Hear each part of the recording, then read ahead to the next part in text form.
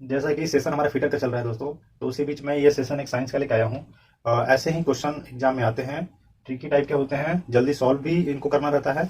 और इनका कंसेप्ट अगर आपको क्लियर नहीं रहेगा तो आप एग्जाम में सही से मार्क्स अटेंड नहीं कर पाएंगे और सही से मार्क्स गेन नहीं कर पाएंगे। तो देखिए, कुछ क्वेश्चन लेके आया हूँ, इसको मैं समझाते हुए आपको इसको बताता हूँ। अगर आपको पसंद आएगा तो इस वीडियो को और भी दोस्तों के साथ शेयर कीजिएगा। चलिए देखिए, जब प्रकाश विरल माध्यम से सघन माध्यम में प्रवेश करता है तो धीमा हो जाता है, और धीमा होने के साथ साथ क्या हो जाता है, वो अपने मार्ग से विचलित हो जाता है। साथ में ये दो चीज होती हैं। जैसे मान लीजिए कि पहले नंबर कुछ बातें आपको समझनी होंगी, सघन माध्यम और इसके साथ एक आता है विरल माध्यम। सघन माध्यम में होता है कि एक ऐसा मतलब कि एक वो चीज जिसका डेंसिटी ज्यादा हो। जैसे मान लीजिए कि हम लाइट की बात करेंगे तो लाइट अधिकतर तीन मीडियम में ही ट्रेवल करता है। जो एक हो गया एयर में, फिर उसके बाद हो गया वाटर में, और फिर उसके हो गया ग्लास में हो गया। तो वैसे तो ट्रेवल करने के लिए ये वैक्यूम में भी करता है, निर्वात में भी ट्रेवल करता है, लेकिन हमको इसका उतना जरूरत नहीं पड़ेगा। ये तीन चीज का ज्यादा जरूरत पड़ेगा। तो इसमें क्या होता है, डेंसिटी वाइज होता है घनत्व। हवा का घनत्व जो होता है डी का मान पानी से क्या होता है, कम होता है, और ग्लास का घनत्व पानी से ज्यादा होता है।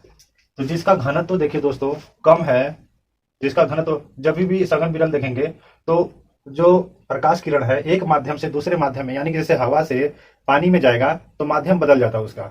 यानी हवा से पानी में चला गया, उसके बाद फिर पानी से ग्लास में गया तो उसका माध्यम बदल गया। तो इसके हिसाब से जिसका घनत्व कम होगा वो विरल माध्यम हो जाएगा, और जिसका घनत्व ज्यादा होगा वो सघन माध्यम हो जाएगा। चलिए, अगर आप इतना समझ लिए हैं तो उसके बाद फिर हम आगे बढ़ते हैं कि आखिर ऐसा होता कैसे है। देखिए, मान लीजिए कि ये एयर है और ये वाटर है, और ये एक सरफेस है जो इन दोनों को ज्वाइन करता है। अब मान लीजिए कोई लाइट किरण ऐसे आ रही है, इस पे इस बिंदु पे आ रही है, तो जिस बिंदु पे मिलती है वहां पे एक लंबवत रेखा आ जाएगा जिसको अभिलंब कहते हैं। ये अभिलंब हो गया, और अभिलंब जैसे ही इससे इसके सरफेस से टकराएगा तो इसकी एक्चुअल जो दिशा है ऐसे जानी चाहिए, लेकिन ऐसे ना जाके ये अंदर की ओर मुड़ जाएगा। क्यों मुड़ जाएगा? क्योंकि ये सघन माध्यम है, क्योंकि वाटर का घनत्व हवा के घनत्व से ज्यादा होता है, और ये विरल माध्यम है।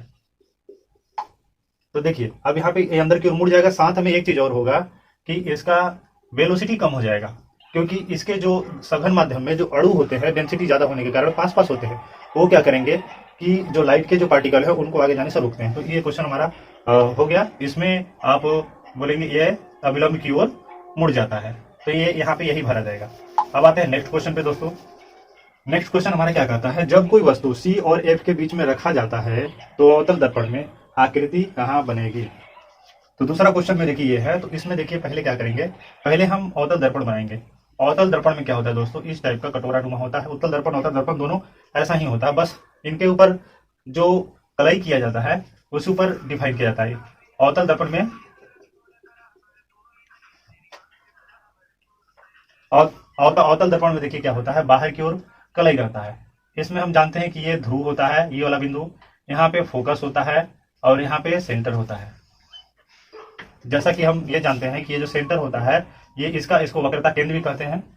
तो अब इसमें देखिए ऑब्जेक्ट जो वस्तु है उसको कहाँ रखने के लिए बोल रहा है, वस्तु को सी और एफ के बीच में रखने के लिए बोल रहा है। सी ये है और एफ ये है, तो इसके बीच में रखने के लिए वस्तु को बोल रहा है। तो देखिए, वस्तु के कुछ कंडीशंस रखने के होते हैं। अब इसमें देखिए इसके और इसके बीच रखने के लिए बोल रहा है, तो वस्तु का जो प्रतिबिंब है यहाँ पे अनंत आ जाएगा दोस्तों। तो सी और अनंत के बीच में बनेगा, वस्तु से बड़ा बनेगा प्रतिबिंब, वस्तु से बड़ा रहेगा, उल्टा रहेगा। तो इस तरह का प्रतिबिंब बनेगा। इसका और भी कंसेप्ट है दोस्तों जो कि मैं आपको बताऊंगा। इसमें क्या है कि और भी होता है, वस्तु को जगह जगह रखने से प्रतिबिंब का साइज घटता बढ़ता है। अब चलिए आते हैं तीसरे क्वेश्चन पे। तीसरे क्वेश्चन में क्या है दोस्तों, समतल दर्पण द्वारा बनाया गया जो छवि है उसकी विशेषता क्या होती है? पहले नंबर तो आप समझ लीजिए समतल दर्पण होता क्या है। समतल दर्पण एक तरह का अवतल दर्पण ही होता है दोस्तों। इसको कहते हैं, जैसे कि मान लो कि एक ऐसा बहुत बड़ा गोला ले लिया जाए जिसमें एक बहुत ही छोटा सा आकृति, इतनी छोटी सी आकृति को काट के, यही आकृति होता है समतल दर्पण का। एक बहुत बड़ा गोला जिसका जो वक्रता केंद्र होता है दोस्तों, वक्रता केंद्र, वक्रता त्रिज्या, वक्रता केंद्र, उसके ध्रुव के बीच की जो दूरी होती है बहुत ज्यादा होती है। मतलब समझ लीजिए कि कैन नॉट कंसीडर, वैसे तो निकालने के लिए निकल जाएगा लेकिन जरूरत नहीं पड़ता उसका। बस आप इतना जानते रहिए कि ये एक तरह का अवतल दर्पण होता है, लेकिन ये इतना ज्यादा पास होती, मतलब कि ये इसका इतना छोटा सा टुकड़ा होता है कि ये आपको देखने में पूरा पूरा सीधा बनेगा। सीधा ही लगेगा एकदम। अब देखिए, जब भी आप कोई आईना देखते हैं तो आईना में आपका शकल कैसा दिखता है? आईना में आपका शकल सीधा दिखता है, लेकिन पार्श्व तौर पे क्या होता है? उल्टा होता है। यानी कि हमारा अगर ये हाथ आईना से बाहर राइट है, सॉरी लेफ्ट है, तो आईना में यही हाथ राइट हो जाएगा, और ये हाथ अगर राइट है तो आईना में यही हाथ लेफ्ट हो जाएगा। तो यही होता है, इसी को कहते हैं पार्श्व उल्टा। और जो प्रतिबिंब बनता है आभासी बनता है, आभासी बनता है और वस्तु के समान बनता है। प्रतिबिंब की जो साइज होती है वस्तु के समान बनता है और सीधा बनता है। ये चार तरीके होते हैं, ये चारों चीज होता है, तब जाके कोई भी आकृति हमें दिखाई देती है। और साथ में एक चीज और होता है कि जब भी दर्पण में हम देखते हैं तो वस्तु प्रतिबिंब से जितना दूरी पर रखा होता है उतना ही दूरी अंदर प्रतिबिंब बनता है दोस्तों। तो ये हमारा हो गया तीसरा क्वेश्चन। अब आते हैं दोस्तों चौथा क्वेश्चन पे। चौथा क्वेश्चन क्या है? जब प्रकाश विरल माध्यम से सघन माध्यम में प्रवेश करती है तो उसकी गति कम हो जाती है। जैसा कि मैंने पहले ही क्वेश्चन में आपको बता दिया कि आखिर उसकी गति कम क्यों हो जाती है। क्योंकि जो प्रकाश के जो कण होते हैं उनका जिस माध्यम को बदलने के बाद दूसरे माध्यम में जाता है तो उसके कण, उसका डेंसिटी, उसका घनत्व तो ज्यादा होने के कारण उसके कण इसको रोकते हैं, उसके कारण इसकी जो प्रकाश, इसकी जो चाल है उस पर प्रभाव पड़ता है। तो ये हमारा क्वेश्चन हो गया है। अब आते हैं हम पांचवा क्वेश्चन। जब अवतल दर्पण में जब वस्तु को अनंत पर रखा जाता है तो देखिए, एक बार फिर से ले लेते हैं हम इसको। ये हमारा है अवतल दर्पण, अब बना क्योंकि इसको बाहर की ओर कलई होता है। ये हमारा पोल हो गया, ये हमारा एफ हो गया, ये हमारा सेंटर हो गया, और इधर हमारा दूर कहीं अनंत हो गया, अनंत हो गया। अब देखिए क्या बोल रहा है कि अगर कोई वस्तु अनंत पे रखी है, अनंत पे मान लीजिए कि यहाँ पे कोई वस्तु रखी है, तो एक बात याद रखिएगा, कोई भी वस्तु अनंत पे रखा रहेगा तो उसका प्रतिबिंब फोकस पे बनेगा, इस फोकस पे बनेगा, वस्तु से छोटा बनेगा और उल्टा बनेगा। इसके और 2-3 नियम है दोस्तों, जिसमें क्या होता है कि ऑब्जेक्ट को अनंत पर रखते हैं और अनंत और सी के बीच में रखते हैं, तब प्रतिबिंब कैसा बनेगा। सी पर रखने पर प्रतिबिंब कैसा बनेगा, सी और एफ के बीच रखने पर प्रतिबिंब कैसा बनेगा। अगर ये सब के बारे में आप जानना चाहते हैं तो आप हमें कमेंट कीजिएगा, हम इसका एक क्लास लेके आएंगे, उसमें आपको पूरा बाकायदे समझाते हुए बता देंगे। तो बस इतना आप समझिए कि जब कोई वस्तु अनंत पर रखा हुआ है तो उसका जो प्रतिबिंब है फोकस पे बनेगा। ये शॉर्ट ट्रिक है, तो इतने छोटे क्लास में पॉसिबल नहीं है, आपको नेक्स्ट क्लास में मैं इसको बता दूंगा। अगर ये क्लास अच्छा लग रहा है तो इसको शेयर कीजिएगा, और खुद हमें कमेंट करके बताइए कि आपको इसका अगला पार्ट चाहिए कि नहीं चाहिए। अब देखिए, एक और आगे का क्वेश्चन ये है, जब प्रकाश की किरण पानी से ग्लास में जाती है तो झुकती है। जब प्रकाश की किरण पानी से ग्लास में जाती है तो झुकती है। कहां पे झुकती है दोस्तों? देखिए एक बार इसको देखते हैं कैसे झुकती है। यहाँ पे देखिए, ये है वाटर है आपका और ये है ग्लास।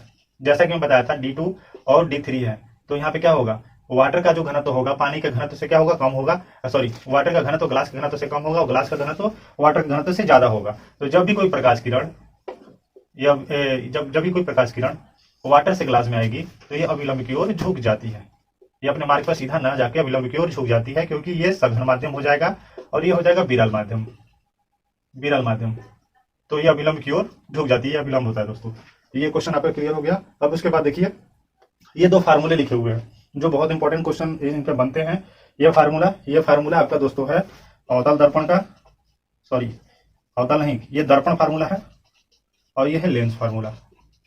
तो ये दोनों फार्मूला आपको याद होना चाहिए। आगे कोई भी एग्जाम आएगा तो उस एग्जाम में आपका इस फार्मूला का बहुत जरूरत पड़ता है, जिसमें कि एफ का मान प्लस माइनस हो सकता है, इसमें भी एफ का मान प्लस का मान भी माइनस रखा जाएगा, और बाकी इसका प्लस माइनस के आधार पर ही सारा न्यूमेरिकल होता है।